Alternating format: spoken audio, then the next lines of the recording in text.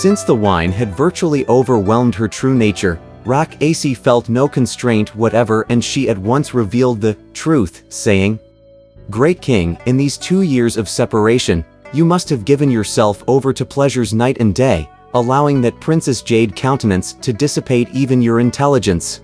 How could you possibly forget how your own treasure works?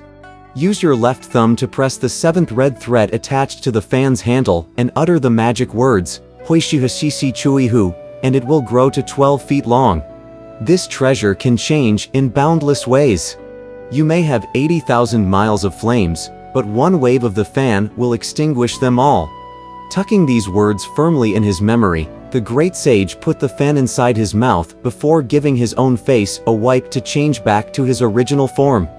"Rak-Asi," he shouted. "Take a good look at me to see if I'm your dear husband. How you've pestered me with all your shameful doings. Aren't you embarrassed?" So astonished was that woman by the sight of Pilgrim that she fell to the ground, kicking over the tables and chairs. She was smitten with such terrible shame that she could only cry. "I'm so mad I could die. I'm so mad I could die."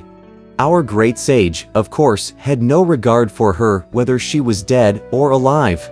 Struggling free, he left the palm leaf cave in big strides. Truly, with no desire for such beauty, he triumphed in gaiety. Leaping up, he mounted the auspicious cloud to rise to the tall summit, where he spat out the fan at once to test its magic. Using his left thumb to press on the 7th red thread attached to the fan's handle, he recited, "Huishihasisi Chuihu." Immediately, it grew to 12 feet long. When he examined it carefully in his hand, he found that it was indeed quite different from the one before. The whole fan was shrouded by auspicious light and hallowed airs, and it was covered by 36 strands of red threads, plaited warp and weft.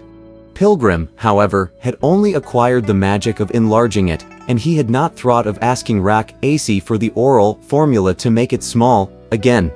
After fussing with the fan for some time without being able to alter its size at all, he had no choice but to carry it on his shoulder and find his way back. We shall leave him for the moment.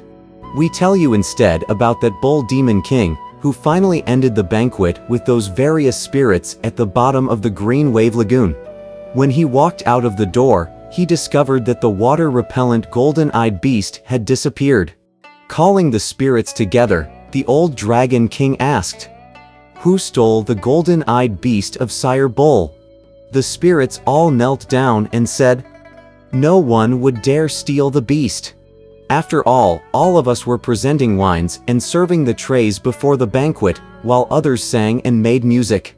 There was no one out in front. No member of this family," said the old dragon, "would ever dare do such a thing, I know. But did any stranger come in?"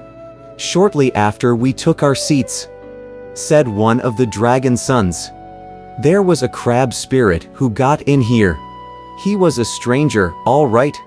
On hearing this, the Bull King at once realized what had happened. "No need to talk anymore," he said. "At the time when the invitation of my worthy friend arrived, I was just doing battle with one Sun Wukong, who was accompanying the Tang monk to seek scriptures. When they could not pass the mountain of flames, Sun came to ask me for the palm leaf fan. I refused, and we fought to a draw. Then I left him to attend your great banquet, but that ape has extraordinary intelligence and vast abilities.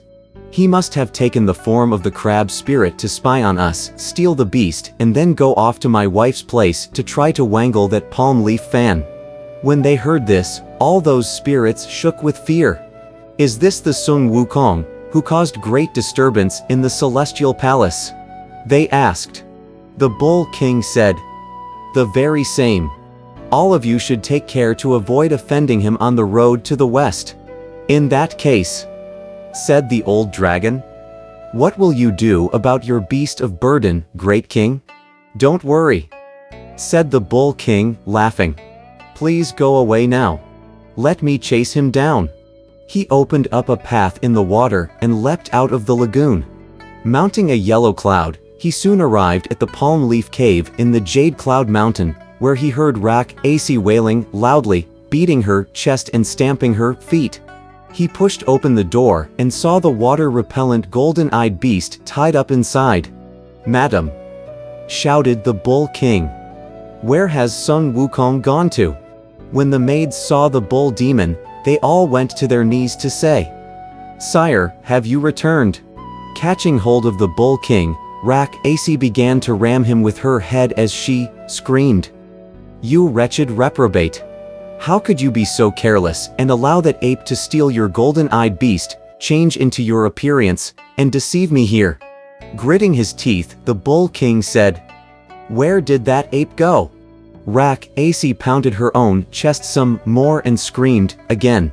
After he wangled our treasure, that miserable ape changed back into his original form and left. "Oh, I'm so mad I could die." "Madam," said the Bull King, "please take care of yourself, and don't be distressed. Let me catch up with the ape and get back our treasure. I'll skin him, I'll break his bones, and I'll gouge out his heart just to give you satisfaction." Then he bellowed, "Bring me my weapon." One of the maids said, "But your weapon isn't here." "Then bring me the weapons of your mistress," said the Bull King. The maids at once took out the two blue-bladed treasure swords. Taking off his duck-green silk jacket that he wore to the banquet, the Bull King tightened the belt around his undershirt before he took up the swords with both hands and walked out of the palm leaf cave to give chase toward the mountain of flames. So it was that the ungrateful man had the silly wife deceived? The fiery demon now approached the disciple. We do not know whether good or ill will befall him after he leaves. Let's listen to the explanation in the next chapter.